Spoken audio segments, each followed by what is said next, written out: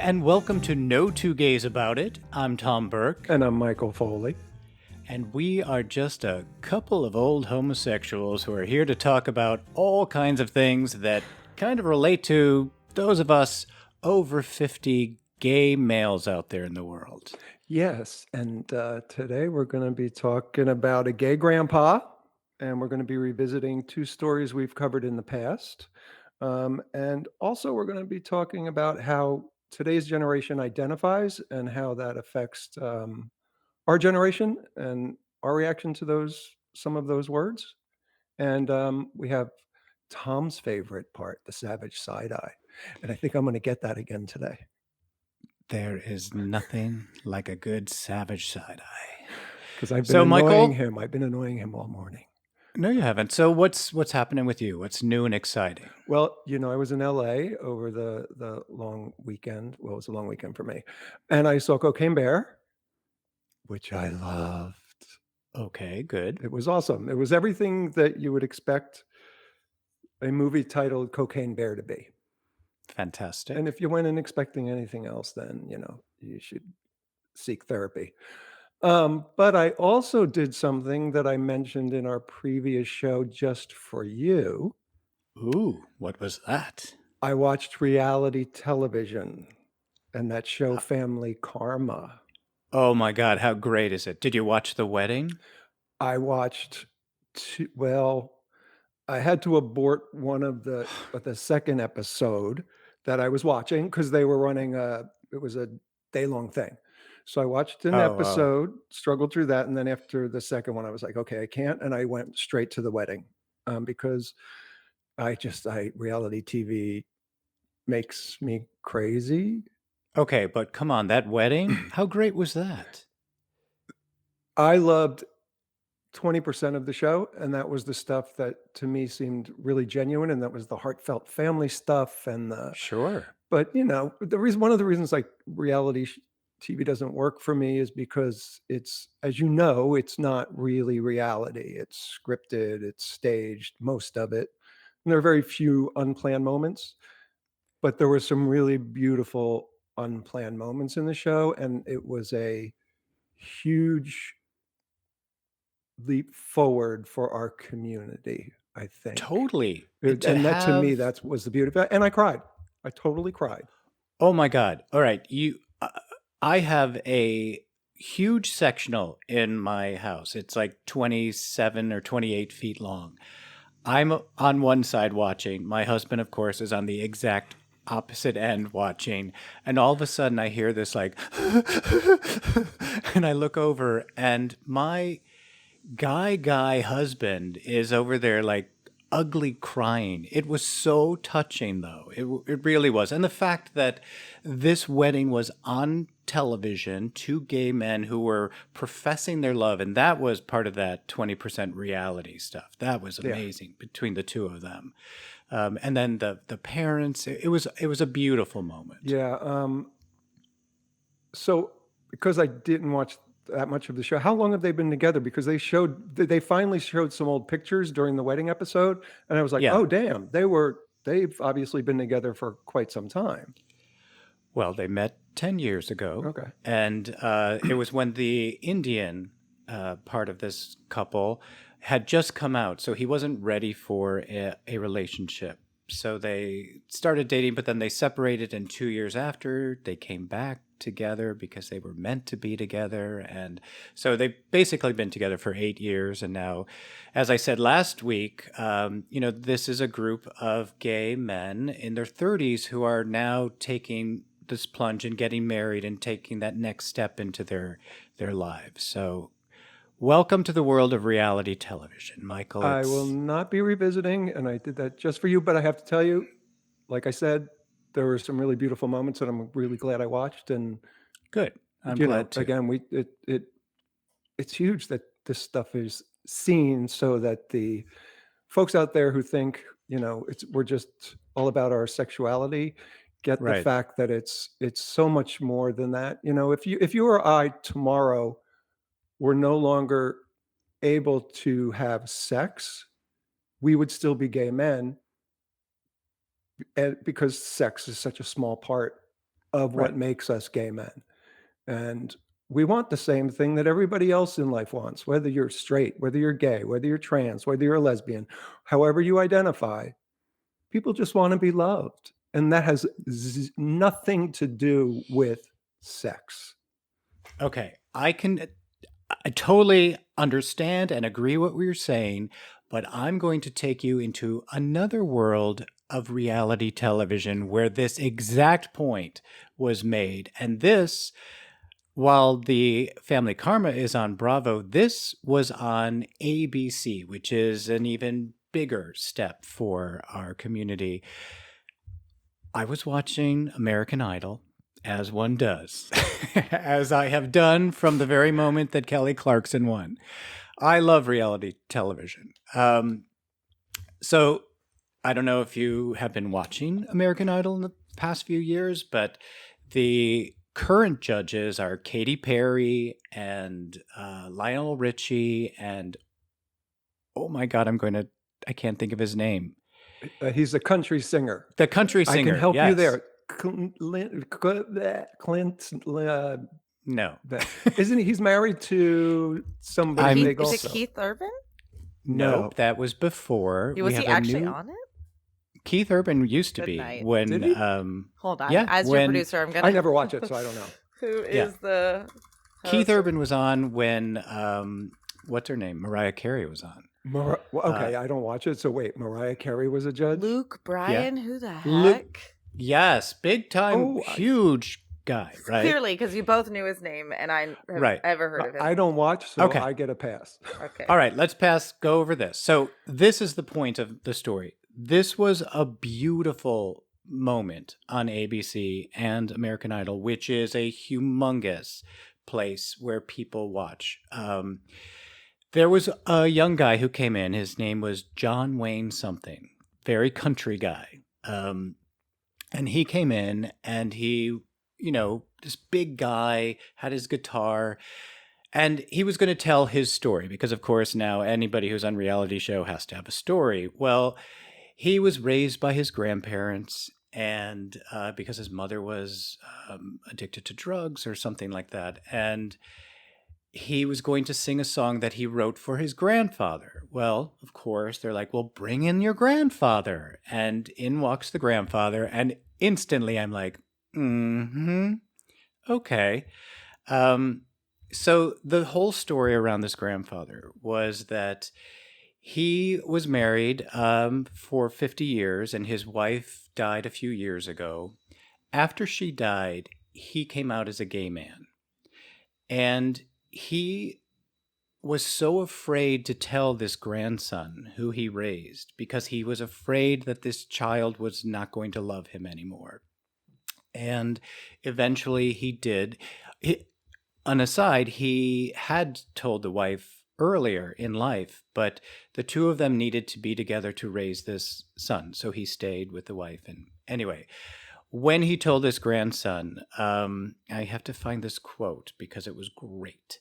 The son said, "That doesn't change a damn thing because you are my best friend. You are my dad." And it was so sweet. And then he sang this song that he wrote for the grandfather called Tell Me Ray. The man's name was Ray. And, it was like, tell me what's wrong. Tell me. I'm here for you. I still am going to love you. It was, again, there's my husband ugly crying at the end of the, I think we were sitting actually next to each other at that point. Sometimes we do. And those of you who are married, you understand that. It was just so touching to see this big old country guy singing to his grandfather, and the grandfather, of course, crying, and Katy Perry's crying. And Katy then said to the grandfather, well, congratulations for finally living your authentic life. And just to have that moment on television and to have Luke Bryan, who is also a huge country star, to acknowledge this was a beautiful moment and that love is love is love. And that's all that matters, right? It was great. So I actually did watch that because, on my Facebook page, it's all things gay and political. And somebody sent me that link. And it was absolutely beautiful. And right. again, like you said, it was on ABC. So Yeah, which is brilliant. yeah. But now that made me think, because that's not an uncommon story that's out there, especially in gay men over the age of 70, because back then, so many of those men felt that they couldn't come out, they couldn't live their authentic lives. And then, they also, a lot of them wanted to have families and children. And so they did marry women and create these families. And so many of them, like this man, have lived in that shadow of who they actually are. I don't know about you, Michael, but in our friend groups or our like groups of groups, we know about 5 couples of men who were married and have children, and now are having grandchildren. And especially, it's that group that is over 70. Although I do have a really close friend who is 55 or 50, something like that, who also married a female because he just felt he had to. That's the way he had to go. They divorced, and now he is living his authentic life. And this is awesome because I was just out in my backyard, and my neighbors are 2 men, gay men. One's a doctor, one's a lawyer, also about 70, and their grandchildren are visiting right now. And they were all in the pool, and it was so adorable to hear this little girl voice bossing grandpa around. She was telling him all kinds of things to do, and this man is a very prominent doctor in New York City. And he's like, yes, he was doing everything she said. It was just so fun to just listen to that. Yeah, I got to interject because it's not just that generation, because Mhm. I date a lot, and I have dated many people who have children from Yeah, marriages, and those are men my age and also younger. So it really does encompass, I would say, everything from the 40 something all the way up right. until the demographic you're talking about. And it's interesting because it's always I've always wanted kids. Um, Yeah, and it's always one of the first conversations that they're very hesitant to have is that, "Oh, I have a daughter, or I have 2 sons," and I'm like, "Woohoo! Yay, yeah, right. love kids," and they're like, "What?" Because usually that's not the reaction that they get, and I think our community can do a lot more to help support these folks who, for whatever reasons, because they wanted a family and because they didn't see another route, um, felt like they should try a traditional life, which I hate that Right. word, but, I think we could do a lot more to support these guys who come out later, and because not only did they have to struggle in the life that they had prior, but now they're struggling in an arena where it's new and unfamiliar, and most gay men don't want anything to do with kids. I don't want to say most, but there is a large majority of gay men who don't want kids. Um, so I think that's something our community can sort of grow a little bit on as well and help, you know, that Awesome. those folks. Cool. Just also, I don't know if you noticed this last night while watching Family Karma during the wedding, but the Indian father, in his toast said, okay, now we want a lot of babies. Yes. And they're like, okay, because that's their next step. That was Again, one it's of the these, episodes that I yeah, did watch when the doctor called them with some not so great news. yeah. But I mean, it's brilliant that here's this group of, and they're in their 30s that are now getting married, and they're going to Yeah. raise their own families because it's acceptable now. So it was great. So thank you for jumping into my world of reality television You're and very welcome. And allowing me to talk now about you're it gonna today. have to come bowling. No, no. The only way I'm going bowling, ladies and gentlemen, is if we get 25 patrons on our Patreon. So help me, people. Then, We want to see Tom bowling. If I had to watch reality TV, Tom needs to bowl. Help me. Help me sign up at our Patreon, please. And that's what patreon.com/no two gays about it. fantastic. Yeah. Please. I'm going to start putting together a really smart outfit to go bowling in. No, and you So have to wear jeans and a t-shirt. You Oh, cannot have a smart outfit at the bowling alley. You could have a bowling shirt, but no smart yeah, that outfit. no bowling shirt. First That'll time I be a played Patreon stretch goal. If we get an additional, that'll be we'll get an 30. additional That'll be 30 5. people. Yeah, exactly. Yeah. Okay. All right. All right. So, Michael, what's happening in the world of politics? Oh, it's not happy news, surprise. Oh, So I'm not sure if you've heard in Tennessee. Remember when we were talking a couple of weeks ago about how they're trying to wipe the drag community off of the face of the earth and passing legislation, and I do. there was nothing that was solidified in that moment. Well, now there is.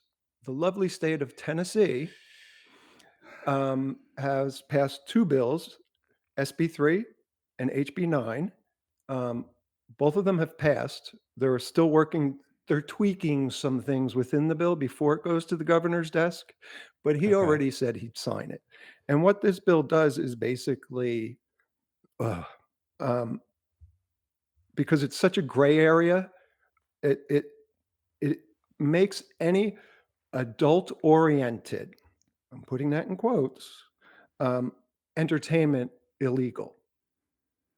Now, ironically, they included strip shows, go-go shows, and all this other stuff because I think that they didn't want it to just be targeting Right. the drag community. But I'm really hard pressed to believe that in Tennessee, the cops are going to raid a titty bar and shut them down as quickly as they will a drag show. Right. Call me crazy. And, if I'm wrong, I will happily admit it. But yeah, so Tennessee will be the first proving ground of, obviously it will probably wind up going to the Supreme Court because it's a violation of the First Amendment. Yeah. I mean, it just is. The fact that somebody wants to wear a dress and lip sync um, is a criminal act. It's a tough one. And here's a big hoo-ha because the, the governor, Bill Lee, back in 1977, and apparently this is a thing in Tennessee where high schools put on drag performances. There's a big Oh, thing that happens in high schools around Tennessee. There's a there's a guy on Facebook. Oh, I wish I could remember his name, but he's from Tennessee. He's the gay redneck. No, the okay. liberal redneck. Do you know who I'm talking about? Oh, he walks around talking? Is that He's the guy? hysterical. He's usually Yeah. I've seen him sitting in his car, but he actually Okay. talked about this tradition in Tennessee. And oddly enough, the lovely governor, Bill Lee, dressed up in drag, and there's receipts. There's That's pictures in funny. the 1977 yearbook of him doing drag in high school. And do you know what it says under the picture? What? It's it says hard luck woman. That's his moniker. That's the governor's Wow. moniker under his drag picture in high school. Well, Now, apparently that's not going to be happening anymore, right? in college, I don't know if if this is obviously a step down. He also at Auburn University dressed up during their "Woohoo, we're the South" rally kind of thing that they do as a Confederate soldier. So, yeah, he's got just a wonderful history of bigotry and hypocrisy. Just this long train dragging behind him, to keep it in the drag metaphor. um, yeah, and the bill also actually prevents gender affirming care for adolescents, which basically means that if there's a trans kid who realizes at the age of 12 or 13 they're trans, usually they'll go into therapy. Um, there's a conversation with the parents about whether hormonal treatment at that point is good for them, but that's between the doctor and the parent, or should be.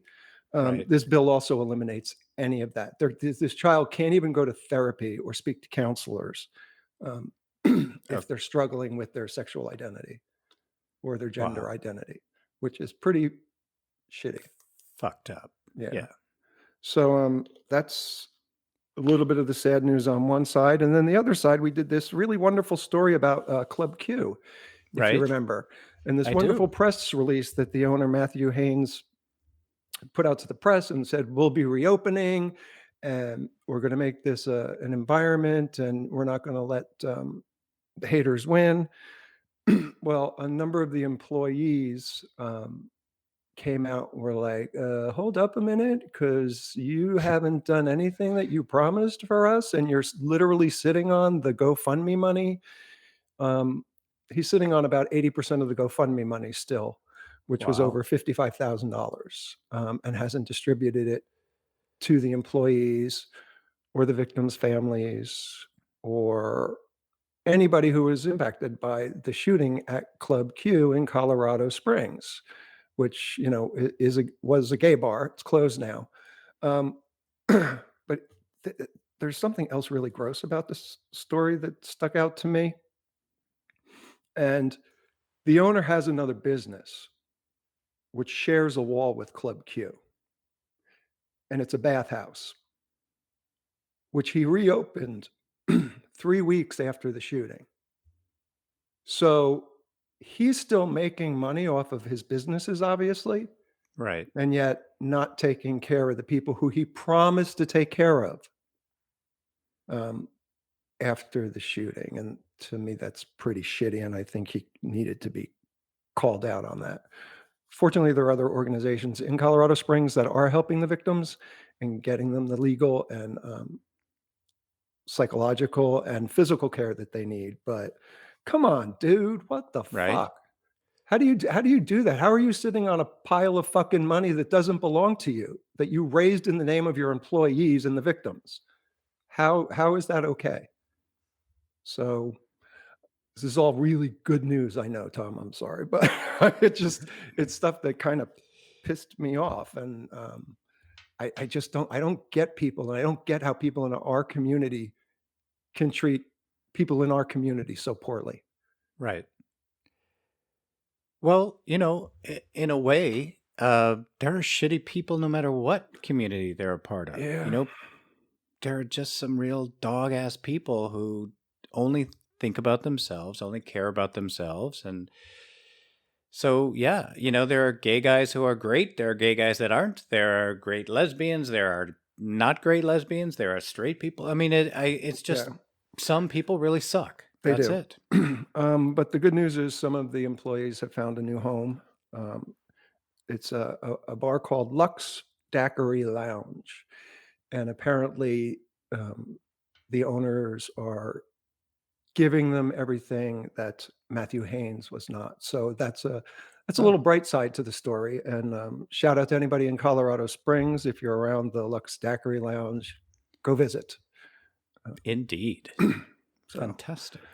yeah, and I guess we could go to lighter stuff now because that was a little Well, much. I have something that I would like to talk about. I don't know how light it is, but something happened this week that made me really start thinking, which is dangerous in itself. But um, I am. I have a question that I've been putting out. I've been doing a lot of research, which I will talk about. I've been doing surveys with friends that I will talk about. But my question is, how do gay men over the age of 50 label themselves? Or do they? So this is what happened. In my everyday life, I am a image consultant for actors, and I work with a lot of young actors. And I was working with this one young man who was describing himself, telling me about himself. And he said, I'm queer. And the moment he said that word queer, I was taken back a little bit.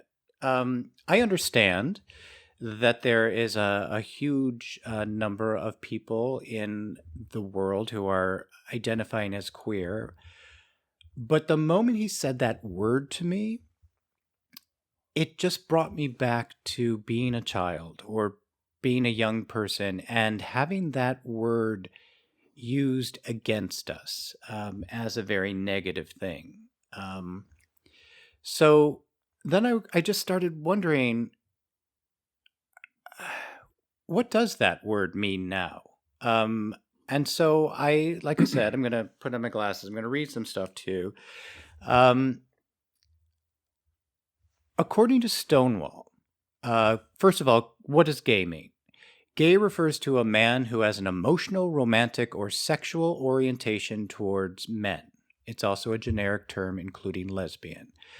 Stonewall's definition of queer is a derogatory term for LGBT in the past, but currently it is people, mostly younger in particular, who don't identify with traditional categories around gender identity and sexual orientation.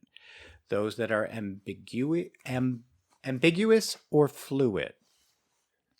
Okay. How do you feel about the word queer? So it's it's interesting because again, I mean, this sort of solidifies our odd couple relationship. Yeah. Because in the 80s, I was part of ACT UP Right. and the demonstrations. It was back then that I felt our community reclaimed that word queer because one of our chants was, "We're here, we're queer, get used to it." Yes. So I've used that word for decades with no problems, along with fag and homo. As like if there are groups of friends that I'll meet or run into, and I'm like, "Hey fag," and they're like, "Hey queer," or "Hey homo." I feel like we've owned those words. So maybe it is because um, our different lives bring us to different arenas that um,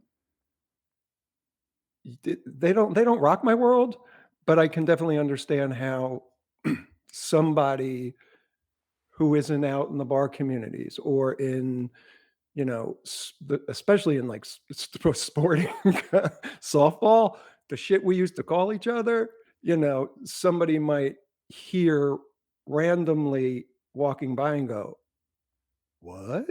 You know, Right. because, but I do feel like there is there is part of our generation that reclaimed those words a while ago. So I really want to hear more about what you found with your circles of friends and how they react to them. Sure. Well, first of all, I really have not had a problem with that word queer. I do understand that it has been a word that has been reclaimed, especially back in the 80s and 90s, but now it's being used for, as I mentioned earlier, this more fluid, ambiguous, who are not putting any kind of label on themselves sexually. So I get that. It was just that when this young man said that word, it hit me in a way, bringing me back to hearing that word in a derogatory way. So yeah, so let me just tell you a few things that I did find. Like I said, I was reading everything about this, and it was mainly I just wanted to find out about this group of over 50 gay males and how they feel about it. A really great thing that I read, do you know who David Sedaris is? Yeah, He's yeah. a humorist, author, brother to Amy. He's great. This was a quote that he wrote. For those of us of a certain age, that word can elicit terror. I prefer not to rebrand myself as queer. He understands that there is the word out there. He's not going to reclaim it for himself, which is great, And as I said, I did send out a little questionnaire to not only friends of mine, but just acquaintances that I have. And I want to read some of the ones that really struck me, that came back to me. Let's see. Here's one. I have identified as gay since walking out of the closet. It was hard enough to say gay and to own it. I don't want to be anything else. Okay, cool. So he's identifying as gay. This was kind of funny. I don't understand all those terms. It's too much for me.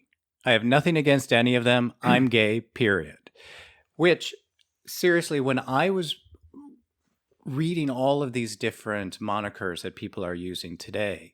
In fact, you and I have a friend who's a pretty high up person at PFLAG, and I went to their glossary and I was reading it, and there were like 12 pages of what people are referring or labeling or monikers or whatever about their sexuality. And I was like, wow. I mean, again, when we were kids, you were either the fag or you were, not the fag. And then when we became out of the closet, you were gay, or then there were lesbians. So all of this it's a lot, especially for people our age and above. I agree. And what's interesting to me about, I mean, you could brand yourself however you want, Yeah. whatever makes you feel more like you, awesome.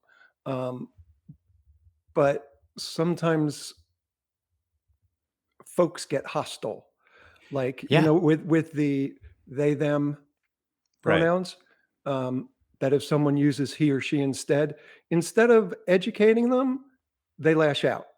Sure. So I just would hope that the younger generation realizes that part of their job with all of these new terms, and just as an FYI, nobody's reinventing the wheel. Everything that you're going through and experiencing about who you are has already happened at least a bazillion times. And a bazillion is an actual number. But you're not reinventing the wheel. So if you want somebody to respect you enough to call you by whatever particular pronoun or moniker you choose, then you have to be open enough to educate them and to be patient if for some strange reason they don't understand. And so, that I was, I've said this a few times, I was raised by a pack of drag queens and trans folk in the community when I came out. So trans people have been part of my life my entire life since I was 18 years old. And they took the time to explain to me what it was they were going through. And then there was never another question in my mind about who they were, to not only to me, but to themselves. And I had an experience with someone who was on a softball team with me. And one of our teammates started dating someone who was trans. And he had a hard time with that. And he goes, "So what does that make him?" Meaning our teammate. Is he gay? Is he straight? I said, "He's in love. What more do you need to know?" And there was a moment where I saw the light bulb go on in his head, where he didn't look at it that way. He needed to label our teammate as, "Oh, so he's no longer gay?" Um, and it's an interesting thing that we do too, and that we project out. So I think Sure. there has to be patience on both sides when it comes to naming and labeling ourselves and others, and how we perceive and what our prejudices are against someone who labels themselves as something we don't get. Right. Um, Yeah. In so fact, I got a response from a friend of a friend of a friend, someone I don't even know, um, which kind of goes along with the same lines, but this is a little bit funny as well. This man wrote, "They all got their own trophy, and now they all want their own trophy name. Do whatever you want. Isn't that what we were fighting for? Be happy whatever you call yourself, but don't tell me I'm wrong for saying gay. I earned the right." And that's and that is it in a nutshell. right. Yeah. Do Absolutely whatever you perfect. want, but don't tell me I'm wrong for Yeah. what I'm doing. And the same thing for me too. Like, I understand that the word queer is encompassing a whole bunch of different things now, but the moment he said that word, it took me back. You can't take that away from me. Nope. I was a child with some bullies calling me a queer, and that hurt. So you can't take that away from me and tell me I'm wrong for feeling that. I just want to read two more, and then we can move on with this whole thing, because these meant something as well. This came from a woman, a lesbian, and she said that she used to identify as gay to help pass the Marriage Equality Act. So I was gay. Once that pact passed, I totally reclaimed queer. And to me, every time I say it, it's a big F you to those who called me that in a derogatory manner, which I Great. love So that. yeah, right. Yeah. She's finding the power in that word now to turn that around, which is great. And this final one was a man who said, I was bullied using that word queer. But if that's what some young kid wants to be known as, what do I care? I'm gay. I hate the word faggot so much more. Hope they don't try to reclaim that word. Me too, because that's a word I do not like. Yeah, that's a word I don't think I'll ever get over Yeah. because it is so horrible. Yeah. But ironically, saying to somebody, "Hey, fag," that's different to me. Where faggot is just, See, ugh. I don't know if someone said, "Hey, fag" to me, I would not. But again, I'm not the kind of guy that someone would say that to, you know? Right. And if someone did, it would be like, I guess that's then my point to then educate them and say, like, I don't really like that Yeah. word or whatever. Actually, but here's an ironic sort of parallel line to that. So I have a black friend who uses the N word all the time, and Yeah. it really bothers me. And I've told him that. Um, and now when he says it, because he'll say to me, "Hey, what's up?" And I'm like, "Don't use that word." And he's like, "I'm so sorry." And now when he goes to say it, he literally will stop himself just because, again, I explained to him why it's so offensive to me. Right. And he gets that. And that's what I think these we have to incorporate into the conversation is that understanding that some people aren't okay with certain words and they never will be. And that has to be okay.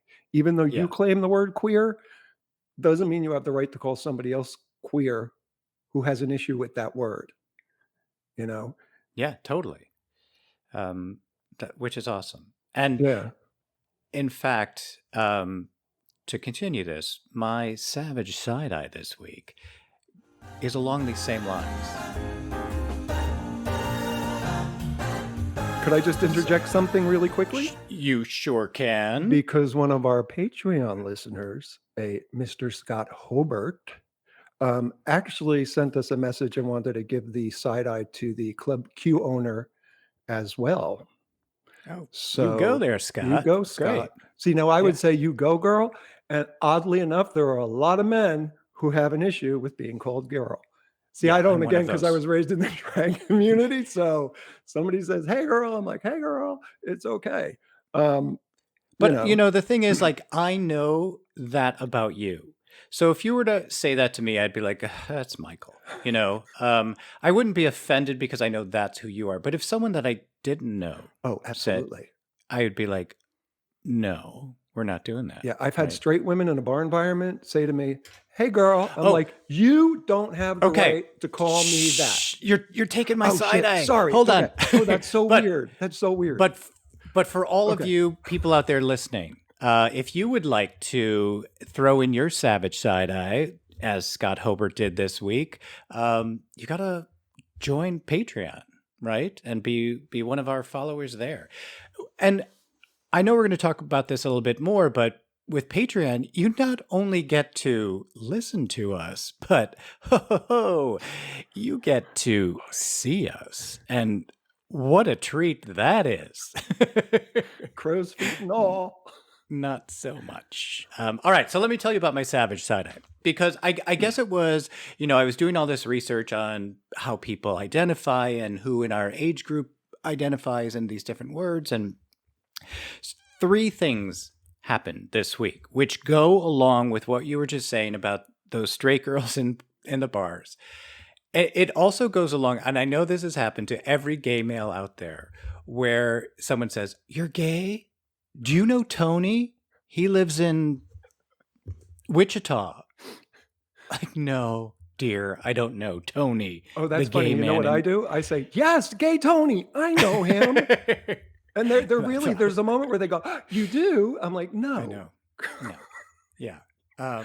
Anyway, so 3 separate things happened, and they were from women in their 30s. One was about 40. So the first thing that happened was, again, I work as an image consultant with actors, and this woman was showing me a dress that she was going to wear to, for this audition and whatever, and wanted to get my opinion on it. Well, first of all, the dress looked like something one of the Real Housewives of whatever city would be wearing, totally inappropriate for this woman to wear. And I said that, and she said back to me, "Ooh, girl, you know you want to try that dress on." Oh I know, my. right? And this is a woman you're just randomly giving advice to who you don't know. This is a woman paying me Oh, to help her with her career. And she's like, "But, you want to try this dress on?" I'm like, "No, I do not want to try this dress on. I have no wow. desire at all." And how can you say that to me, to begin with?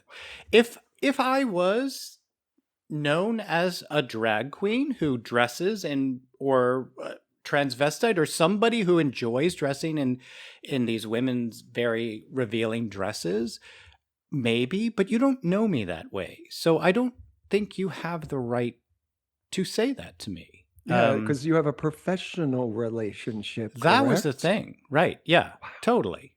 Okay, so the second thing that happened, again, this is someone that I did not know, who we're talking about something, and she said, "Oh, well, you're just a housewife."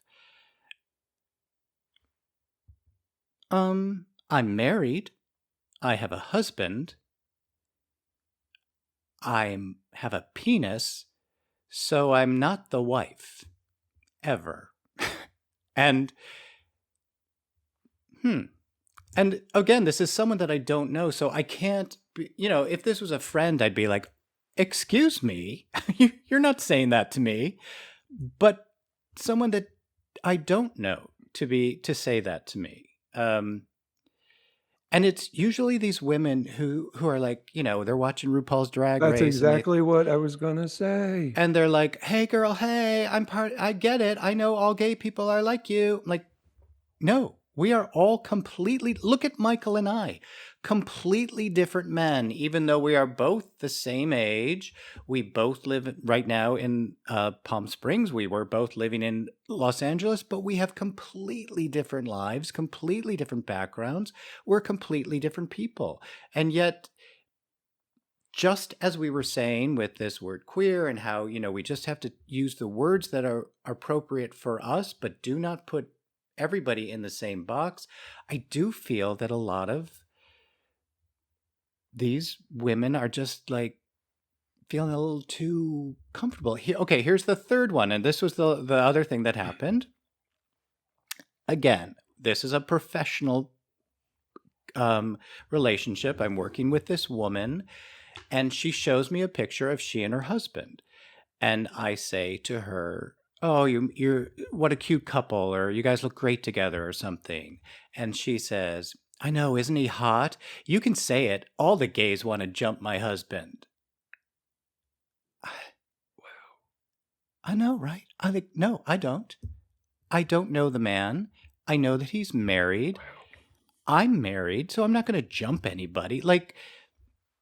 So my savage side eye goes out to these mainly women who are feeling a little too comfortable in putting us all into this same gay box. I just don't think it's appropriate. Oh, and I'm gonna bring this all the way around full circle You do to that. reality shows, because that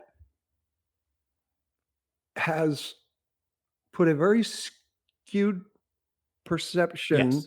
on our community. We're not all the big queens from that hideous, horrible, offensive show, West Hollywood. What was it? Do you remember? Oh, right. That lasted what? It was canceled after the first episode with yeah, that Do you know that they just did another one that lasted a full season? those same people? No, Uh, totally different group of people. But again, yeah, not Um, all of us need to be fabulous or wear a dress or put on makeup. Some of us are just doing our shit, playing Yeah. sports, doing whatever the fuck it is. Our community is so broad, And now we're being Yes. painted with this really fine brush because of reality television and the dragification of the community, which again, I came out in that community. I love that community, but not all of us wear dresses and put on Right. heels around the house. Yeah, it's offensive that some people feel that they have that. And unlike you, I call people out. It's one of the few joys I have in my life right now, Well, is to say to again, somebody, "Wait, what?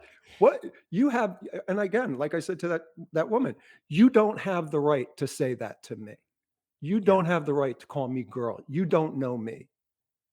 So right. I enjoy that because then again, it's a moment that I feel we can take to have a different kind of dialogue, open a conversation, and maybe just get them to go, "Oh, I get that." Well, again, the big differences between us, Michael and I, are definitely the odd couple. You will voice your opinion. I give them a look that they know. Oh my God, I shouldn't have said that. So they get it from me. I just am not as vocal as you are. But if it was a friend, like I said, I would definitely say, don't do that. That's We don't not have who to I go am. into it, but I have a Um, story where I called someone genderqueer, and I didn't know them, and I was trying to relate to them by like, oh my God, I totally get. I didn't call them that, actually. Hold on, I'm gonna step it back. It sounds wrong. I was talking about somebody that I knew that was genderqueer, and it was still when we were trying to figure out terms of like, how do we someone that's changing their gender. It was a new relative like hot button woke term, and I said it, and after we were getting along, and this person just went ice cold on me because it wasn't my place, and I was trying to Right. be right. overly familiar. So Which it isn't a is a bad bad thing, thing. It is but a bad just, thing, especially listen, as a white. I well, it's didn't not because No, you didn't intend it to you didn't know intend it to be. But it was a moment of learning for you where you went, "Oh, maybe there was a different way to approach this person," and what then relate 1000%. to I them right. guess differently. what I mean is as a white woman, we really all of a sudden went, oh my God, I get it. I understand white privilege. I understand, all like women's intersectionality. And then we got really smart ass about it, as opposed to just shutting up and listening and letting other people have the lead. So Or over familiarizing yourself or before you've earned 100%. that And right, that, I mean, this was a lesson. which is, the same that you would Right. want in I return, have something common that's Yeah. happening recently is men going, I understand that, but like, it's scary going outside because you're a woman. And I'm like, yeah, yeah. I shouldn't have to agree with you now. We're not relating better because you understand that. Anyway, I'm just saying I'm not above reproach. I don't, and none of us are. And I think that's why I love this show that we're doing because again, Tom and I come from very different perspectives, and none of us are above beyond reproach, and none of us are above learning I learned so much something today, guys. new.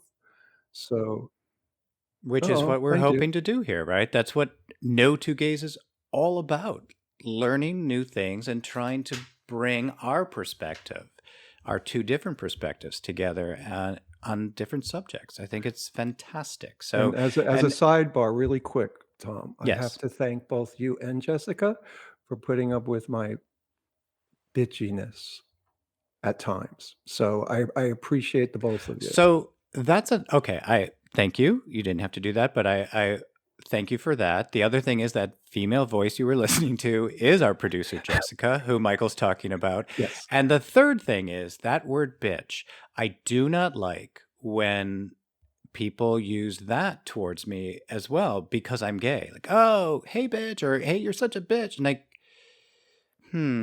that bothers me as well. Just putting that out there. Yeah. There's a And you know lot of what? things, right? Express it, right? That's all we Yeah. can do is say, you know what, that doesn't work for me. Right. And Right. hopefully the other person is in a place where they could go, oh, I'm sorry. Yeah, exactly. So before we close out, I just want to go back to this one quote that we had for today that you loved. Do whatever you want. Isn't that what we were fighting for? Be happy whatever you call yourself. but don't tell me that I'm wrong for saying gay or whatever I want to call myself. I earned that right. Brav So, fucking oh. right. It's just be you. That's all Yes. you have to be out there is just be you and let other people be them. And don't think because you're watching reality television that you know who they are, because you don't. Nobody knows anybody unless, You take the they're time to know them. Find middle ground, man. We have so much Right. more in common than what we don't, Right. Does that make sense? It We- totally okay. did. So that's my point. If you start a conversation, you realize how similar we are.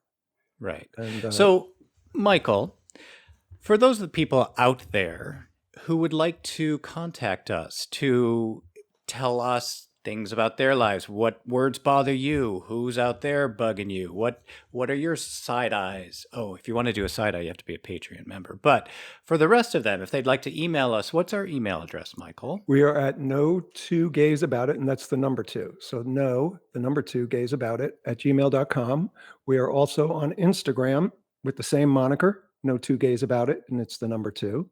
And also on Facebook at facebook.com/no two gays about it. And you could reach us there and share anything you want. If you have a story that you might want to have listened to, or you feel like you need to have voiced, please hit us up. And again, I'd like to thank everybody out there in those realms who are commenting and giving us support. It means a lot. Definitely. And please spread the word. If you do like us, if you are getting something from this, and again, who wouldn't be, because we are adorable. Spread the word. Share our podcast with other people. Like it, share it. We want to keep doing this. We want to keep bringing the voice of the over 50 male gay man out there to the conversation. So please. And Patreon. If you want to see me go bowling, if you want to send us, Please. like Scott Hobart did this week, if you want to send us your savage side eye, you've got to be a member at Patreon. There's different tiers. You can get early access to our episodes, and of course, you can see the two of us. And it's do as our inexpensive as $3. So that's the tier that opens the door. So How great is that? So support our show if you would like to. Sign up at www.patreon.com/no two gays about it. And remember, that's the number 2, no two gays about it. But I think you can find it much simpler. It's in the show liner notes. Just click on it and it'll take you right there. it's also on our Facebook page as well. there you So go. yeah, there's links pretty much everywhere you could find us. So So- please like us and please share us, because we love doing this and we want to keep doing this.